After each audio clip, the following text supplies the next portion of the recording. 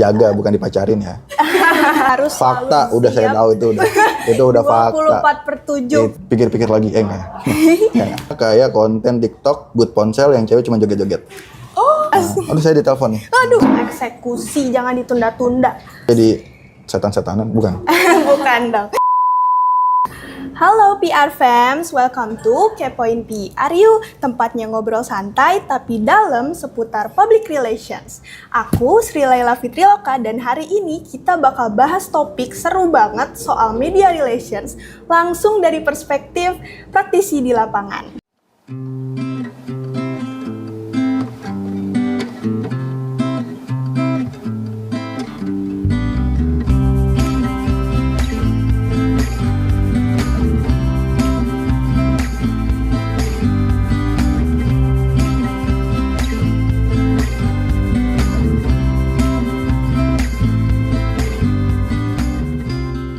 Tentu aja aku nggak sendirian dong, aku bakal ditemenin sama tamu kece yang siap sharing tentang pengalamannya.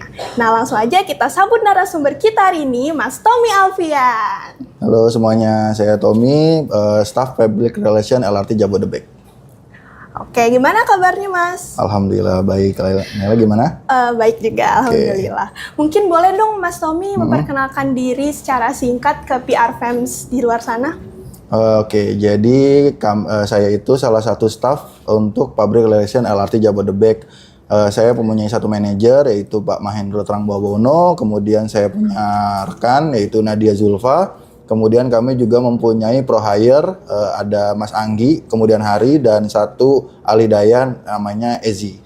Nah, oke, salam kenal ya Mas. Ya. Makasih untuk perkenalannya. Nah, mungkin kita langsung aja masuk ke segmen 1 nih ya guys. Nah, di segmen 1 ini kita mengenal lebih dalam LRT Jabodebek itu sendiri. Nah, mungkin langsung ke pertanyaannya ya Mas. Boleh. Apa sih LRT Jabodebek dan bergerak di bidang apa? Oke, LRT Jabodebek itu salah satu proyek strategis nasional yang waktu itu dicanangkan oleh Presiden Joko Widodo. Kita mulai beroperasi tanggal 28 Agustus 2023. Kita bergerak di transportasi massal yang berbasis rel. Untuk layanan sendiri, kami dari stasiun Duku Atas di Jakarta, kemudian ke stasiun Jatimulya di Bekasi, kemudian ke stasiun Harjamukti di daerah Bogor. Jadi Jabodetabek itu adalah Jakarta, Bogor, Bekasi. Jakarta, Bogor, Bekasi, Jabodebek ya. Ya, oke. Menarik banget ya guys. Nah, sekarang aku penasaran nih, kira-kira di Depok, LRT Bekasi. Jabodebek sendiri itu menyediakan fasilitas apa ya Mas? Mungkin boleh di-spill apa aja layanan yang diberikan, berapa jumlah stasiun dan sebagainya. Kalau layanan pasti kan memang kami transformasi massal berbasis rel ya. Jadi kami memang memiliki kereta untuk digunakan oleh pengguna di daerah Jabodebek yaitu Jakarta, Bogor, Depok, dan Bekasi. Satu rangkaian itu memiliki 6 kar dengan perkiraan bisa mengangkut satu kali perjalanan maksimal itu di 1.300 orang. Kemudian untuk jam operasional kami mulai dari jam 6 hingga jam 12 malam, jam 00. Kemudian untuk stasiunnya kami memiliki 18 stasiun, agak panjang kalau saya sebutkan satu-satu. Kemudian untuk fasilitasnya yang paling terbaru adalah kita mempunyai KKW, kereta khusus wanita. Jadi kita memiliki gerbong paling belakang yang menuju stasiun tujuan itu menjadi kereta khusus perempuan. Kemudian kita juga pas hari weekend dan libur nasional itu sepeda non lipat bisa masuk ke dalam kereta. Jadi biasanya selama ini sepeda lipat yang bisa masuk, tapi di hari libur dan libur weekend dan nasional itu sepeda non lipat bisa masuk. Kemudian fasilitas-fasilitas penunjang lainnya adalah kita punya water station. Jadi pengguna bisa membawa tumbler sendiri, kemudian mengisi air secara gratis di stasiun. Kemudian kita punya crowd detector, yaitu semacam alat atau aplikasi ya yang bisa mendeteksi kereta mana yang sudah penuh. Jadi pengguna itu bisa, oh ternyata di kereta 1 sudah penuh, saya mau di kereta 2. Gitu. Kemudian standar kita punya toilet, musola, kemudian ada tenan-tenan juga. Seperti itu. Wah, keren dan super lengkap banget ya, Nak. Ya guys, nah Mungkin sebelum itu aku penasaran nih gimana respon masyarakat sejak peluncuran LRT Jabodebek ini. Sejak peluncuran, oke. Kalau kami sudah beroperasi selama 1 tahun, kita sudah mengangkut lebih dari sekitar 20 juta penumpang pada tahun 2000 setahun yang lalu dengan pengguna harian rata-rata di 80.000 lebih. Jadi yang 80.000 selama 1 hari itu naik LRT Jabodebek. Jadi mengangkut dari Bekasi, Depok, Bogor ke Jakarta. Kemudian sebaliknya pas pulang. Kemudian ya dilihat dari situ memang antusias masyarakatnya cukup tinggi gitu. Jadi memang LRT Jabodebek dibutuhkan untuk mobilisasi masyarakat. Wah iya ternyata masyarakat sangat membutuhkan LRT Jabodebek ini ya guys. Nah mungkin tadi kan udah mendalami seputar LRT Jabodebek. Nah sekarang kita masuk ke segmen 2 yang mengenal peran PR pada LRT Jabodebek itu sendiri. Oke sekarang kalian siapin buku tulis, pulpen, apapun itu, kalian jangan lupa catat dan simak baik-baik ya guys. Nah langsung aja ke pertanyaannya, aku penasaran nih mas, jauh ini peran PR di LRT Jabodebek itu seperti apa ya? Apakah ada yang beda dibandingkan dengan perusahaan lainnya? Untuk peran-peran PR sendiri di LRT Jabodebek memang kita itu kan masih dalam naungan PT Kereta Api Indonesia.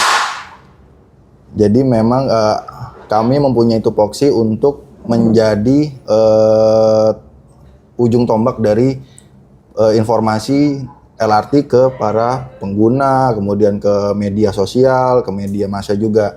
Jadi untuk perannya sendiri memang sangat dibutuhkan untuk menyebarkan informasi yang aktual gitu. Oke, nah sekarang kita coba bahas soal strategi nih. Gimana PR di LRT Jabodebek menyesuaikan pendekatan mereka dengan tren media yang sekarang makin dinamis. Apalagi kan Gen Z itu suka banget yang serba digital, apalagi media sosial ya kan. Boleh dijawab mas. Ya, secara tupoksi utamanya memang kami berkomunikasi lewat media massa. Jadi kami selalu menyebarkan press release, informasi ke kawan-kawan media. Tapi kami juga sekarang menghandle beberapa akun media sosial seperti Instagram, TikTok, YouTube, kemudian X. Nah, cuman kami saat ini memang lebih fokus ke Instagram karena cakupan dari Instagram menurut kami saat ini masih yang paling luas. Jadi dia bisa foto, dia bisa video, kemudian dia bisa story. Jadi cakupannya dan penggunanya masih cukup luas bagi kami untuk menyebarkan informasi. Gitu. Jadi dua gaya komunikasi itu yang kami lakukan di LRT Jabodebek. Nah, kalau bicarain soal tools nih Mas, boleh dong spill sedikit apa aja platform atau tools yang dipakai buat mempermudah pekerjaan PR di LRT Jabodebek ini? Kalau platform media sosialnya yang tadi sudah saya sebutkan, kita punya Instagram, kita punya TikTok, kita punya YouTube, kita punya website juga di lrtjabodebek.ki.id. Kemudian kita juga punya X. Nah, untuk toolsnya, karena memang perkembangan zaman ya tetap kita memakai bantuan dari ChatGPT, kemudian kita punya aplikasi-aplikasi yang standar yang kayak Photoshop, Premiere, itu kita gunakan semua. Karena memang informasi yang kita berikan kepada masyarakat bukan hanya melalui media massa. Jadi kita kadang-kadang bikin konten video, kita bikin konten grafis, kita bikin konten story yang lebih mudah dicerna para pengguna kami. Karena para pengguna kami kebanyakan memang pekerja muda gitu ya, pekerja muda. Jadi mereka kalau di kereta pasti megang handphone seperti itu. Yeah. Nah, terus nih kalau soal media relations, gimana cara PR LRT Jabodebek mengidentifikasi dan menjalin relasi dengan media yang tepat, juga memastikan pesan perusahaan tersampaikan dengan baik. Soalnya ini kan salah satu kunci keberhasilan ya. Boleh dijawab Mas. Oke, jadi memang kalau media itu kita mengklasifikasikan dari jangkauannya. Jadi kita ada tier 1, tier 2, tier 3. Ya kalau tier 1 kan medianya media nasional ya. Kita kalau ngomong media besar seperti apa ya? Kompas, Metro, CNN, Berita 1. Jadi mereka yang jangkauannya lebih luas itu tier 1. Kemudian ada tier-tier lainnya yang seperti online. Tapi online pun kita bisa kualifikasikan karena ke tier 1 karena memang jangkauannya sudah luas seperti Detik, kemudian Tribun seperti itu. Dan untuk penyebarannya memang tadi rekan saya Nadia itu kita mempunyai grup WhatsApp yang isinya teman-teman media kami. Jadi kami ketika menyampaikan siaran pers terbaru, kami share ke grup WhatsApp tersebut oleh Nadia. Jadi nanti tinggal di-up oleh kawan-kawan media. Seperti itu. Kalau menjalin relasinya ya pasti kita selalu mengadakan acara-acara yang mengundang media. Kemarin terakhir yang kami mengundang media adalah peresmian naming rights stasiun Duku Atas menjadi Duku Atas BNI. Gitu. Jadi ketika kami ada acara-acara, kami ngundang media. Ketika kita ada press release terbaru, kita share ke media melalui WhatsApp. Gitu. Jadi lengkap banget ya langkah-langkahnya. Nah, kita langsung masuk ke segmen 3. Setelah ngebahas tadi tentang LRT Jabodebek, terus peran PR di sana, kita mungkin langsung ke intisari dari topiknya, yaitu membahas media relations dengan jurnalis. Nah, menurut Mas Tommy, seberapa penting sih peran media relations dalam aktivitas PR di LRT Jabodebek? Kalau peran medianya saat ini sangat penting, karena tadi sudah saya sebutkan kita itu proyek strategis nasional yang artinya masyarakat tuh ingin mengetahui. Pas awal-awal kita operasi juga udah tembus 100.000 pengguna karena waktu itu mungkin masih FOMO ya, fear of missing out. Jadi perannya sangat penting, dan ketika kami menyebar press release, para pengguna kami tuh bisa lebih percaya dengan apa yang sudah tampil di media. Gitu, ataupun Instagram kami daripada pesan-pesan yang lain gitu. Jadi kalau untuk perannya memang sangat penting, pengaruh media relation tindakan kami kepada kawan media itu memang sangat penting. Kedengeran krusial banget ya guys. Soalnya pasti peran media tuh lebih dipandang kredibel gitu. Nah mungkin terus kalau interaksi sama media, biasanya apa aja yang dilakukan tim PR bersama media dalam menjalani tugas? Mungkin Mas ada pengalaman seru atau unik yang bisa kita dengerin? Oke, karena kami memang baru beroperasi dari tahun lalu di tanggal 28 Agustus 2023, jadi kegiatan yang kami lakukan bersama media memang masih terhitung jari, tapi memang itu kegiatan yang sangat penting. Kami sudah melakukan gathering bersama teman-teman media. Waktu itu kita ke Semarang, kemudian kita juga kadang-kadang 1 atau 2 bulan sekali berkumpul untuk seenggaknya kita tidak membicarakan tentang LRT, tapi kita ngumpul hanya ngopi. Jadi kita mengenal pribadinya, bukan hanya pekerjaan. Walaupun nanti di situ juga tetap ngomongin LRT gitu, tapi kita lebih pengen mengenal pribadinya. Kemudian selain itu, ketika media membutuhkan footage, jadi mereka untuk liputan di stasiun juga kita akomodir. Jadi ketika Mas, saya mau ngangkat LRT nih, saya butuh footage di stasiun, di kereta, nah kita mengizinkan mereka untuk mengambil seperti itu. Jadi biar ketika kami menyebar rilis, itu diberitakan oleh mereka. Oke, mungkin hubungan sama jurnalis itu ternyata sepenting itu ya, bisa deketin dengan cara apa ya, lebih personal. Ya, personal. Jadi kalian kalau misalnya punya temen di prodi jurnalistik, boleh dijaga hubungannya tuh. Dijaga, bukan dipacarin ya. Ngomongin soal pengalaman nih Mas, pasti ada dong tantangan yang pernah Mas alami nih. Kalau boleh tahu, tantangan terbesar dalam memenuhi kebutuhan jurnalis saat menyampaikan informasi itu apa ya? Kalau tantangan terbesar memang karena media itu kan mau jadi yang pertama dalam memberitakan sesuatu. Jadi ketika kita memiliki kejadian, itu mereka bertanya, tapi kan kita tidak bisa langsung memberikan informasi tanpa konfirmasi ke unit terkait. Jadi kadang-kadang kita dibilangnya agak lambat dalam menyampaikan informasi. Tapi kan memang itu semua, kalian harus tahu bedanya informasi dengan berita. Informasi adalah yang baru disampaikan. Berita itu sudah diklarifikasi. Makanya sebelum naik ke menjadi berita, informasi tersebut harus kami konfirmasi dulu kebenarannya. Gitu. Jadi memang tantangannya adalah dalam memberikan informasi ke teman-teman media itu kadang-kadang suka terlambat. Seperti itu. Mungkin selain terlambat, kita juga pilih-pilih ya Mas ya? Betul, karena memang harus dipilih kan apa yang boleh diinformasikan dan tidak. Betul. Oke, kalau soal kolaborasi, apakah ada pendekatan tertentu yang digunakan untuk jurnalis lokal dan nasional saat melakukan media relations? Kolaborasi Tentu saja, karena waktu awal-awal kami operasi, kita itu main-main ke kantor media. Jadi kita ngobrol sama pemretnya langsung. Kita juga mempunyai segmen khusus newsnya di media mereka gitu. Jadi untuk segala sesuatu yang harus dilakukan di media, PR LRT sudah melakukannya. Jadi agar memang berita LRT tetap bagus, minimal netral di mata masyarakat. Jadi memang kita melakukan hubungan-hubungan itu ke media massa.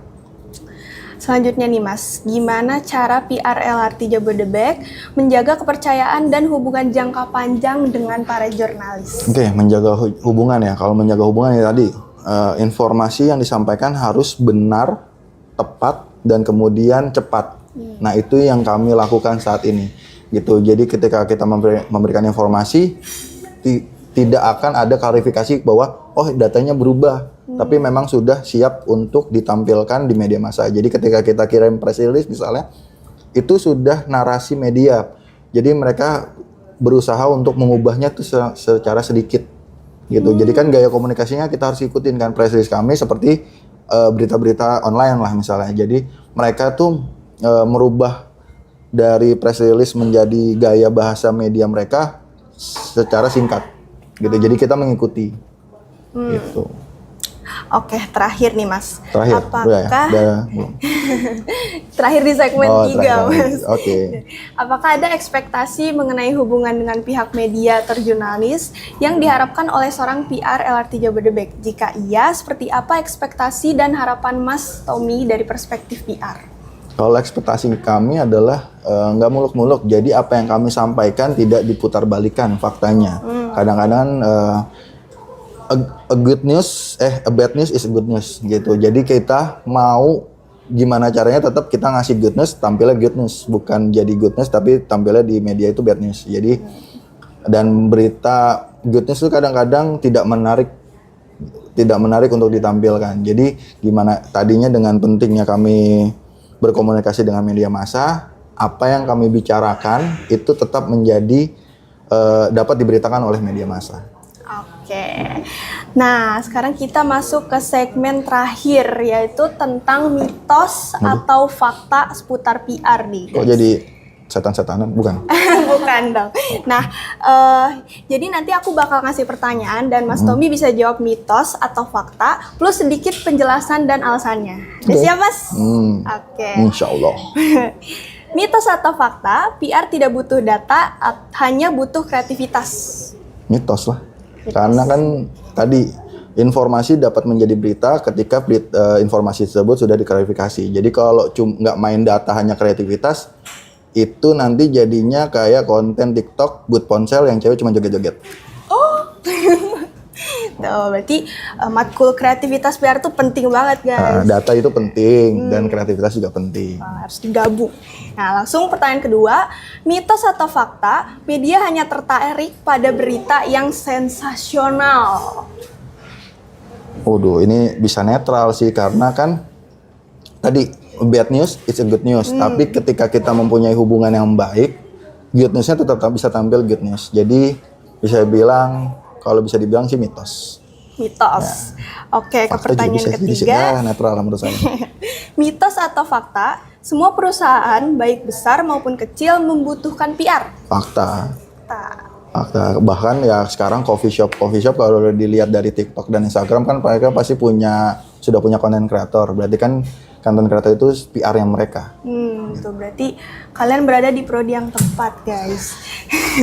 Banyak ini pekerjaannya. Iya, kita bisa kemana-mana nih. Ya, kemana-mana. Betul. Langsung ke pertanyaan keempat, mitos atau fakta, media lebih menyukai media relations yang dikemas secara informal dibandingkan dengan formal. Mitos, karena balik lagi ke medianya. Media kalau kita ngomongin Metro TV, mereka punya berbagai segmen. Ada Metro Siang, News Siwen yang untuk bahasa Cina, kemudian juga ada jalan-jalannya. Kamu nggak tahu Metro Siwen? Jadi mereka punya segmen. Jadi ada yang santai, ada yang benar-benar, ada yang soft news, ada yang hard news. Oke.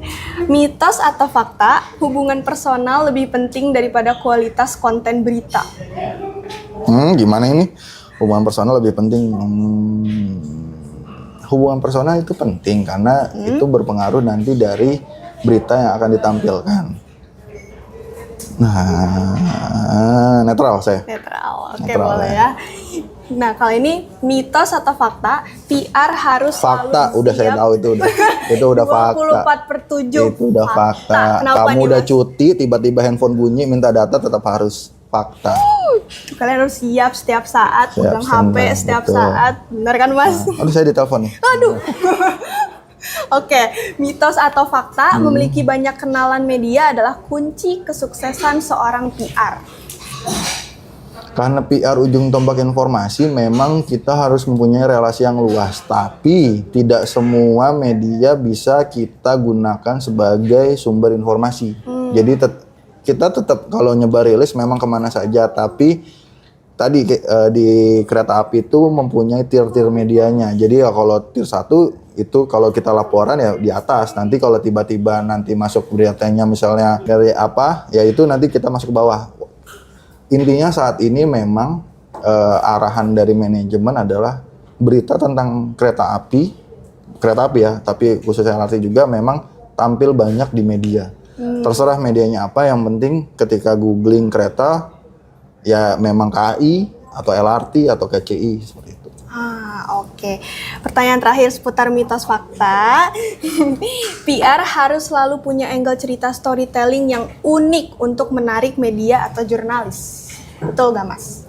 Betul. Betul. Fakta, karena ya tadi kalau kita ngomongin saya PR LRT Jabodebek ketika 1 bulan kita ada target 4 rilis lah minimal, tapi kalau ngomongannya itu saja, misalnya kenaikan penumpang atau apa, pasti media massa kan bosen gitu. Jadi kita harus ambil angle lain. Makanya ketika ada KKW, kereta khusus wanita, kita tetap rilis. Kemudian outer session juga waktu itu kita rilis.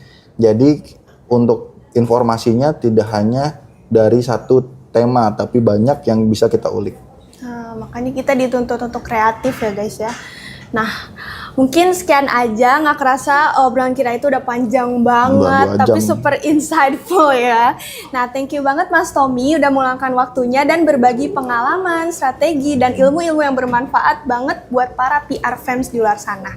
Nah, sebelum kita tutup, mungkin Mas punya pesan terakhir atau closing statement untuk para PR fans yang di sana yang tertarik mendalami dunia public relation, terutama media relations itu sendiri. Pikir-pikir lagi, enggak. Enggak. Jadi gini, ketika kalian sudah berkecimpung di jurusan ini, pastikan memang kalian bukan orang yang mager untuk ngomong atau mager untuk melakukan sesuatu. Jadi ketika kalian sudah punya ide, eksekusi langsung. Tapi kalau kalian sudah tidak mau melakukan sesuatu, kalian sudah ketinggalan 1 langkah dari teman kalian. Jadi memang untuk PR itu orang-orang yang punya ide dan mau mengeksekusi, dan mereka bisa dibilang adalah people person. Jadi mereka mau berinteraksi dengan banyak orang seperti itu. Jadi kalau kalian punya ide langsung catat, langsung eksekusi, jangan ditunda-tunda. Oke? Nah, itu dia obrolan kita hari ini di Kepoin PR. Yuk, jangan lupa buat like, comment, dan share ke teman-teman kamu yang pengen belajar soal PR. Sampai jumpa PR Fans!